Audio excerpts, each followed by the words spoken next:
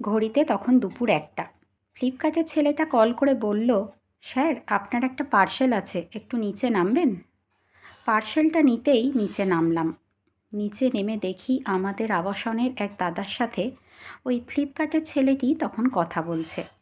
আমি যেতেই পার্সেলটা হাতে দিয়ে ছেলেটি বলল, স্যার ওটিপিটা একটু বলবেন? এদিকে তখন ওই দাদা ছেলেটিকে জিজ্ঞাসা করছে, আজ রথের দিনেও তোমাদের ছুটি নেই? এমন কথা শুনে ছেলেটি হাসছে। ছেলেটিকে হাসতে দেখে দাদা জিজ্ঞেস করল, তুমি হাসছো যে? ছেলেটি বলল, রথ তো আমার পিঠেই। ছেলেটির এমন কথার গূঢ় অর্থ বুঝতে না পেরে ওই দাদা জিজ্ঞেস করল, রথ তোমার পিঠে মানে? ফ্লিপকার্টের ছেলেটি তখন আমার মুখের দিকে তাকিয়ে জিজ্ঞেস করল, স্যার ভুল কিছু বললাম?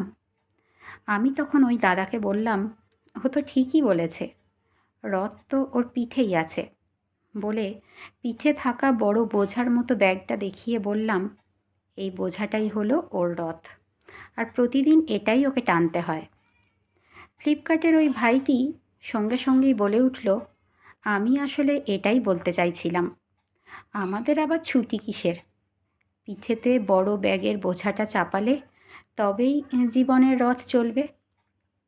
ছুটি থাকলে যে জীবন রথ থেমে থাকবে।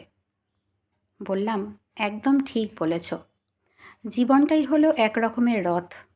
মানুষ হয়ে জন্মেছ যখন, তখন জীবনের রথটাকে শেষ দিন পর্যন্ত টানতে হয়। এই পৃথিবীতে যত মানুষ, ততজনই কোনো না কোনো একটা রথ টেনে নিয়ে চলেছে। রথ টানতেই তো পৃথিবীতে আসা। জীবন শেষ মানেই তোমার রথ টানাও শেষ।